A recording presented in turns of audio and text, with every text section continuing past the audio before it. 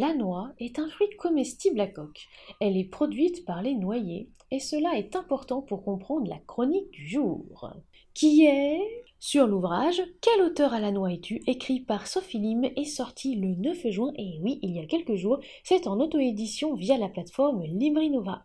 De quoi ça parle? Est-ce que j'ai aimé ou pas cette lecture? Quelle note je lui ai attribuée? Est-ce que je vous recommande cet ouvrage? On en parle tout de suite après le générique.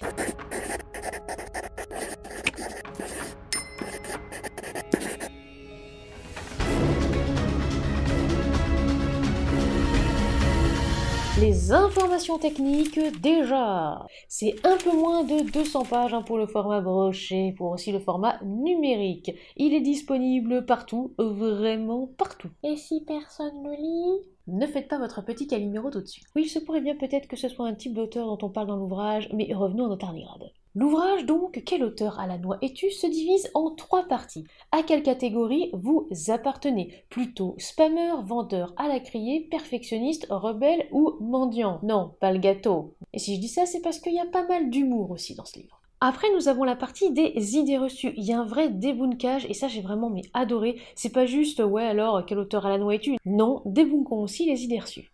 Et pour finir sur une note très positive au niveau de la lecture, comment devenir un meilleur auteur? Je vais vous lire le résumé. Si vous pensez que tous les auteurs maîtrisent la langue française, qu'ils écrivent plusieurs heures par jour en enchaînant les tasses de café, et qu'ils manient l'art de la communication comme personne, vous vous trompez. Écrire ne rend ni sage ni charismatique. Ancrés dans leurs habitudes, que ce soit devant leurs textes ou sur les réseaux sociaux, les auteurs sont tous dotés d'un petit côté à la noix. Spammeur, donneur de leçons, perfectionniste, profiteur, la liste s'allonge et ne s'arrête pas là. Un peu comme les gens littéraires. Quand on écoute trop son ego, on en perd ses bons mots.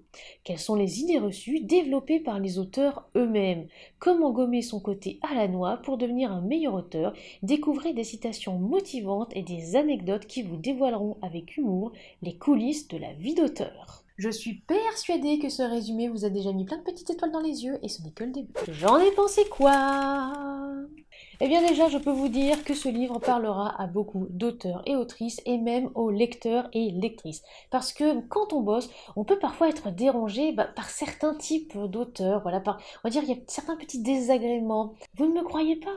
Laissez-moi vous raconter ce qui m'est arrivé la semaine dernière. Ouais, donc franchement, je disais que... Achète mon livre! Et puis justement, si vous avez envie de parler de... Achète mon livre! Putain, c'est agaçant ça, non? Vous ne trouvez pas? Je vous jure, c'est énervant. Et le pire, c'est que même Sometimes She Writes, on a parlé récemment sur sa chaîne YouTube, c'est infernal. Arrêtez de nous spammer. Et si vous vous reconnaissez au niveau de ce profil, aïe, aïe, aïe, aïe. Bref, pour cet ouvrage, Quel auteur à la noix es-tu, écrit par Sophie Lim, j'ai utilisé mon barème, littérature générale, auto-édition, puisque c'est de l'auto-édition, et 3e roman, puisque l'autrice a aussi écrit un deal pas très catholique, Petite Fifiche, un primo-roman qui m'a surprise, et dans le bon sens du terme, ouais, surprise, exactement comme une petite pochette. Et un 2e, le Rebound Guy, aussi Petite Fifiche, puisque je l'ai également chroniqué, bah oui, comme le premier. Avec ce barème, le livre Quel auteur à la noix es-tu a obtenu la note de 4,8 sur 5. Petits applaudissements puisqu'on était à ça, vraiment à ça, au niveau de cette catégorie, évidemment dans mon barème, d'accéder, d'atteindre la perfection. Alors direct, au cours de ma lecture, j'ai pensé à un guide et cette idée ne m'a pas lâché jusqu'à la fin. C'est vraiment un ouvrage qu'il faut lire, on va dire au moins une fois dans sa vie d'auteur et sa vie d'autrice. Un peu, vous savez, comme les guides pour les nuls, là, avec chaque catégorie et sujet. Ouais, quel auteur à la noix es-tu, il vous le faut dans votre bibliothèque. Ou sur votre liseuse. Et en plus, ce que j'aime bien, c'est que ça ne s'est pas juste cantonné aux auteurs et aux autrices. Les lecteurs et les lectrices peuvent aussi y trouver leur compte et peuvent aussi, on va dire, découvrir certains aspects de la vie de ceux et de celles qui ont une plume entre les doigts ou entre les pattes. Puisque l'on sait, le monde littéraire est parfois, on va dire, un petit peu obscur, un petit peu opaque.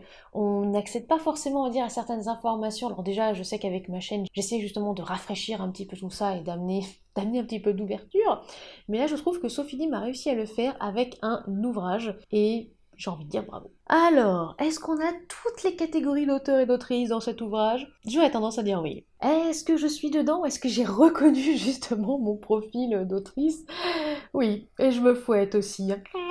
Est-ce que les explications sur les idées reçues sont pertinentes? Oui. Oui, oui, oui, oui, oui. Est-ce que les conseils pour s'améliorer, pour améliorer aussi sa communication, puisque au niveau des auteurs et des autrices, pas très souvent c'est ça qui pêche, je trouve que oui, c'est bien trouvé, c'est bien amené, donc encore une fois, c'est un oui. Et même s'il ne m'a pas rassasié dans le sens où on aurait pu développer peut-être encore des petites choses, hein, il est génial. Franchement, c'est nul, personne me lit. J'ai pas de lecteur, j'ai pas de lectrice, tout le monde s'en fout. Alors, j'ai aimé en premier l'humour, parce que ce livre est là vraiment mais pour détendre, et aussi parce qu'il est là, on va dire, pour s'informer, se renseigner, et il y a des sources à la fin de l'ouvrage, et aussi tout du long, des vidéos peut-être à parcourir, et autres petites citations intéressantes. Bref, comme je l'ai dit d'ailleurs dans ma chronique papier, hein, c'est un petit peu une bible pour les auteurs et les autrices. Je mets bible évidemment entre guillemets, hein, vraiment dans cette idée d'information, de rassemblement, et pourquoi pas aussi une exploration de mode de vie. En deuxième point, c'est vrai que les citations et le parallèle entre réalité et espérance, puisque c'est vrai qu'il y a beaucoup d'auteurs et beaucoup d'autrices qui ont des fois des espérances, qui pensent plein de choses au niveau du monde littéraire. Oh, c'est beau, c'est bisounours, c'est trop bien. Alors qu'en réalité, c'est sombre. Très très très très sombre, un petit peu effectivement à la manière de Cusco.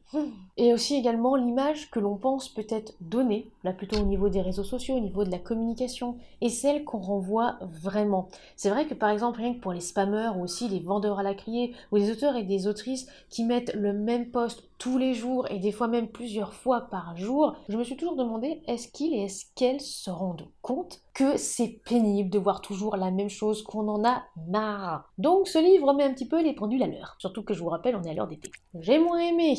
Alors il n'y a pas vraiment d'éléments, on va dire, que j'ai pas aimé, ou sur lesquels j'ai tiqué, ou j'étais là, oh là là, je décroche. Alors non, pour le coup, pas de ça. Mais c'est assez court. Déjà, c'est vrai que voilà, j'ai dit assez court, donc au niveau du rassasial, je peux être rassasié avec des ouvrages courts, hein, c'est pas, je vais pas être forcément rassasié avec un ouvrage de 1000 pages, mais pareil, il m'a manqué quelques petits trucs. Je me suis dit, ouais, là c'était pas mal, mais peut-être un peu plus de développement. Et aussi, pour moi, il n'y a pas assez d'anecdotes encore, ou même peut-être des illustrations. Des illustrations, je veux dire, un petit peu décalées. C'est vrai que je pense qu'il y aurait eu une autre dimension à cette Bible, toujours entre guillemets, avec peut-être des illustrations décalées. Mais c'est vraiment parce que, voilà, je chipote un peu, parce que je ne suis pas rassasiée, d'où la note de 4,8 sur 5 pour quel auteur Alan Wake. Un dernier mot, une phrase plutôt. Si j'avais un conseil à donner aux susceptibles, ce serait de méditer sur cette phrase attribuée à l'acteur Keanu Reeves. Tu n'apprends rien de la vie si tu penses que tu as toujours raison. Et effectivement, je trouve cette phrase de circonstance. Passons maintenant à mes passages préférés. Vers la page 13, en version numérique environ. Certains spammers ne daigneront même pas vous adresser un bonjour. À quoi bon retenir les règles élémentaires de la bienséance quand on peut se contenter d'être tout simplement élémentaire. Par élémentaire, comprenez droit au but comme le footballeur Kylian Mbappé. Fin de citation. C'est totalement ça. On n'a rien demandé, imaginez justement vous êtes en train soit de discuter avec un auteur ou une autrice, ou alors tout simplement vous êtes en train de parler boulot avec une maison d'édition, et là d'un seul coup vous voyez une notification, un nouveau MP qui apparaît, bam, un lien d'achat pour acheter un livre. Et sans formule de politesse ni rien. Et attention, si vous avez le malheur de pointer ce problème, si vous avez justement le malheur de dire à cet auteur ou à cette autrice bonjour peut-être, et ensuite non, ça ne m'intéresse pas puisque tu me balances ton lien comme ça. Là, ça va être vous, le méchant et la méchante. Pas évidemment, voyons, c'est difficile d'être auteur et d'être autrice, et en plus, vous vous rendez compte, vous fermez la porte à quelqu'un qui a une plume extraordinaire. Nope, ne faites pas ça. Et clairement, si la personne a une plume extraordinaire, alors elle peut peut-être m'écrire un petit mot, ou même peut-être un petit pavé super joli, super lyrique, pour peut-être me donner envie effectivement de découvrir son univers. Vers la page 19. La plupart des assistés auxquels j'ai eu affaire sont des auteurs indépendants qui donnent l'impression d'avoir publié un livre sans avoir pris la peine de recueillir toutes les informations au préalable. Nous appelons la team second degré. Oui, il y a beaucoup de second degré. C'est pour ça que je dis qu'il faut avoir un petit peu d'humour, il faut aussi avoir un petit peu de recul, ne pas forcément le prendre pour soi, etc. Et je sais qu'au niveau des auteurs et des autrices qui parfois ont un ego, qui crève le plafond, c'est peut-être pour ça en fait qu'il y a un trou. Bref, et je sais que là, je pioche une ligne hors contexte, mais je voulais insister dessus parce que c'est vrai. Certains vont publier sans se renseigner, et après ils vont poser toutes les questions gestion du monde aux autres, un petit peu on va dire comme s'ils débarquaient et ah non mais c'est bon, hein, j'ai publié un ouvrage. Bon et maintenant alors comment je fais pour remplir ça, et puis pour me déclarer, il faut se déclarer. C'est pas vrai, mais c'est pas possible. Il faut mettre des mentions légales sur un ouvrage. Mais attends, c'est que de l'auto-édition, ça va quoi? Comment ça, il faut faire un dépôt légal à la BNF? On respire ensemble. Zen attitude. Vous entendez les petits oiseaux qui chantent, la nature, les beaux paysages. Bam! Au niveau de la communauté littéraire, ça risque de vite partir en rimonama. Car oui, c'est déjà un problème. Hein. Déjà, c'est aussi un problème, les personnes, on va dire, qui se lâchent comme ça, qui publient quelque chose via Amazon, qui remplissent d'ailleurs le formulaire fiscal à la va-vite, et qui après se rendent compte que y a peut-être des choses à faire avant. Mais c'est pas forcément ça le pire, c'est que quand vous pointez effectivement ces erreurs, c'est très rare que vous receviez un merci, et si vous ne recevez pas forcément de merci, la personne déjà vous aura fait perdre peut-être une après-midi, oui ça sent un petit peu le vécu, donc vous n'aurez pas de merci, hein, je le rappelle, et puis 2 semaines après, eh bien vous allez voir justement soit un petit post avec vos explications à vous, mais bien sûr vous n'allez pas être mentionné, puisque la personne va s'attribuer à elle le mérite de oh, j'ai fait des recherches, c'est incroyable, j'ai trouvé un truc là, c'est trop bien. Tu n'aurais pas récupéré ces informations-là que je t'ai données, que j'ai perdu toute une après-midi à te donner? Non, voyons, mais pourquoi tu dis ça? De toute façon, t'es trop jalouse parce que moi j'ai plus de RT et de likes que toi. Ou aussi qui vont tout simplement reposer la question qui vous avez déjà posée et pour laquelle eh bien, vous aviez soit déjà donné une réponse claire, vous aviez déjà peut-être envoyé à des sources. Ça m'est arrivé par exemple où j'avais pas forcément la réponse et j'ai renvoyé à des sources qui répondaient à la question de la personne. Cette personne n'avait vraisemblablement pas lu les liens, mais quand une autre personne que moi lui a fourni les liens sous son post, là la personne a dit merci. Oh, merci, t'es vraiment génial, mais qu'est-ce que je ferais sans toi? Et moi, j'ai pas le droit à des merci. Non, je sais pas. Peut-être parce que moi, je suis qu'une tardigrade, donc on peut m'écraser et on s'en fout. C'est exactement pour ça que j'ai apprécié l'ouvrage de Sophie. Parce que on a vraiment, mais comment dire, on voit qu'il y a de l'expérience et on voit que cette personne côtoie la communauté littéraire au quotidien. Et enfin, vers la page 21. Les likes sont comme les antibiotiques, ils ne sont pas automatiques. Je vous laisse méditer sur cette phrase, elle est géniale. Et clairement, c'est aussi, je pense aussi un petit peu la même chose par rapport au follow back, hein, à savoir, quand il y a quelqu'un justement qui vous suit, très souvent cette personne-là attend bien un follow back, à savoir que vous la suiviez en retour, même si par exemple la personne n'écrit pas, même si la personne c'est pas du tout dans votre domaine, ou tout simplement que vous ne connaissez pas la personne, que vous n'avez peut-être pas envie de la suivre. Alors je sais que j'ai choisi 2 politiques différentes au niveau de mes comptes. Pour Instagram, je vérifie vraiment les comptes avant, ce qu'il ou elle publie, etc. Et après, je suis. Alors que sur Twitter, à partir du moment où vous êtes auteur, autrice, et que vraisemblablement votre compte n'a pas de visée politique, ou par exemple n'est pas contre certains droits des êtres humains, c'est vrai que je peux directement vous suivre en follow back, mais c'est pas pour autant que je vais vous soutenir, et ça veut pas forcément dire non plus oh, je vous aime, oh là là, vous êtes merveilleux et merveilleuse. Nope, c'est tout simplement parce que sur Twitter, j'ai décidé vraiment de suivre tous les auteurs, les autrices, il y a aussi des chroniqueurs, des chroniqueuses, des fois des maisons d'édition, mais en aucun cas ça veut dire que waouh, c'est génial, c'est incroyable, c'est juste parce que, entre guillemets, vous êtes dans le cercle. Et j'ai aussi un petit peu envie, on va dire, de vous donner un petit coup de pouce parce que je sais très bien que quand vous avez que 10 abonnés, si vous venez de sortir un ouvrage qui est peut-être d'ailleurs génial, qui a été mais super bien corrigé et tout ça, et vous avez envie de le partager au plus grand nombre. Donc si vous avez fait un post, je peux effectivement le relayer et le retweeter. En revanche, au premier pas de côté, peu importe d'ailleurs le sujet, ou si vous plongez à pieds joints dans un drama, par exemple sans avoir assez d'informations, sans... Là, effectivement, il se peut que j'arrête de vous suivre. Les plus et les moins de Quel auteur à la noix es-tu de Sophie Lim. Je vous rappelle qu'il est disponible partout, partout, partout, partout, partout. Donc, là, vous êtes censé me dire, ah oui, il faut que je l'achète.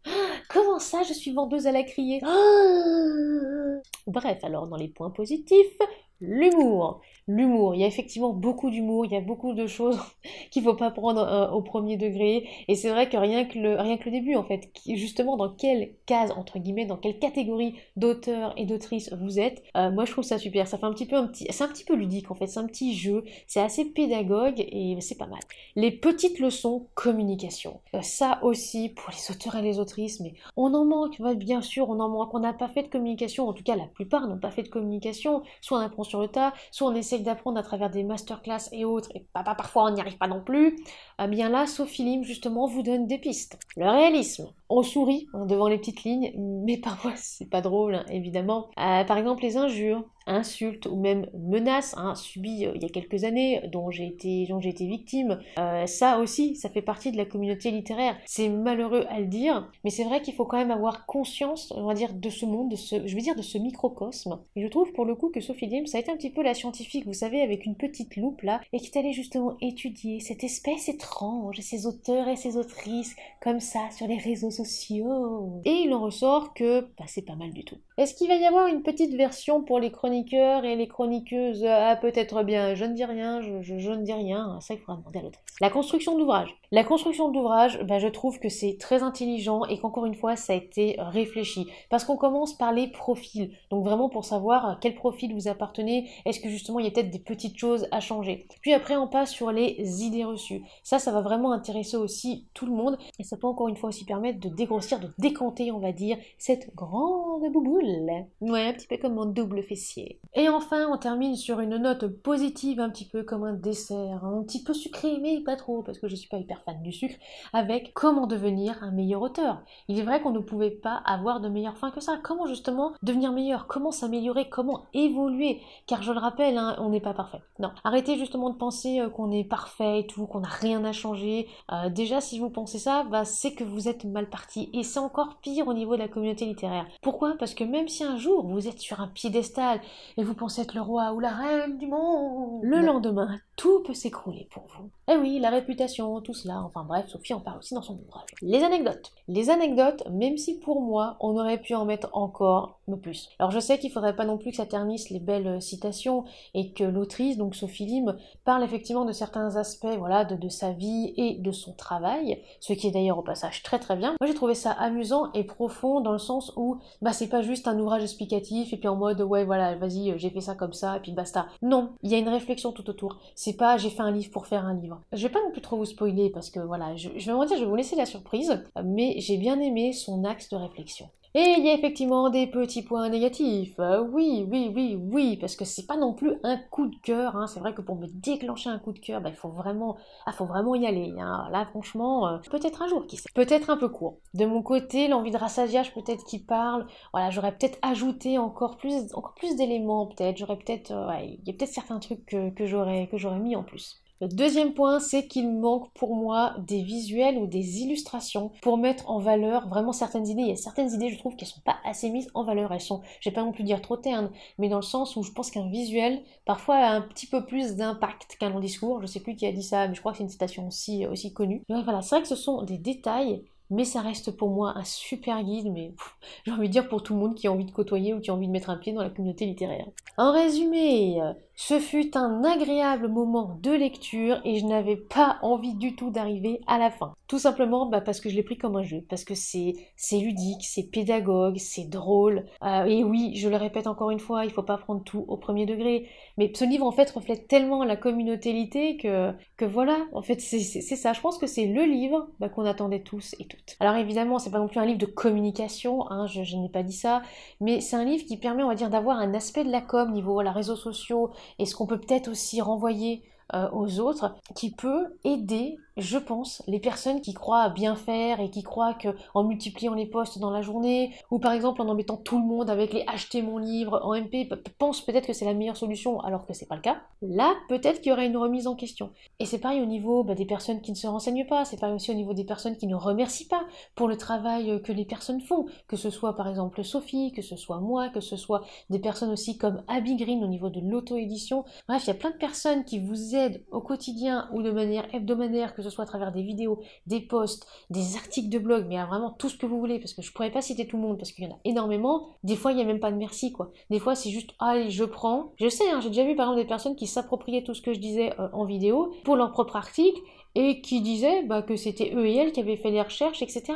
Ah. Et après vous allez me dire oui mais cette personne n'est peut-être pas tombée sur tes vidéos. Bien sûr que si, cette personne a même des fois commenté la vidéo bien avant d'avoir rédigé son article. C'est ça le pire quand justement vous avez le même pseudo, le même on va dire identifiant hein, sur YouTube et sur WordPress. Oui, je sais tout, je vois tout, je suis une tardigrade qui se faufile partout. Bref, pour en revenir à quel auteur alanois es-tu, je recommande évidemment cet ouvrage. Je trouve qu'il faut vraiment le mettre entre toutes les mains. Je pense que c'est pas mal hein, comme conclusion, non? Qu'en pensez-vous? Alors est-ce que cette chronique justement vous a donné envie de lire l'ouvrage de Sophie Lim, Quel auteur alanois es-tu en auto-édition? N'hésitez pas justement à me le dire en commentaire. Si vous souhaitez découvrir la biographie de l'autrice, il suffit de dérouler la description de cette vidéo, il y a toutes les informations ainsi que le lien direct pour obtenir le livre ou aussi tout simplement feuilleter le début par exemple sur Amazon. Vous pouvez également retrouver ma chronique complète de l'ouvrage, que ce soit sur Facebook, Babelio, Booknode, etc., etc., etc. Et bien sûr, je vais vous poser la question, hein, ceux et celles qui reviendront peut-être sur cette vidéo ou qui débarqueront ici en ayant acheté l'ouvrage. Alors, quel auteur alanois es-tu? Voilà, c'est la fin de cette chronique et j'espère qu'elle vous aura plu. On se retrouve très prochainement pour une autre vidéo. Si vous voulez nous soutenir financièrement parlant, rendez-vous sur la page Tatanexua sur les plateformes Tipeee, Ko-fi ou aussi KissKissBankBank. N'oubliez pas de vous abonner, de lâcher un like, un commentaire et de partager cette vidéo, cela nous fera très plaisir et ça nous aide au niveau algorithme. A très bientôt et soignez votre plume.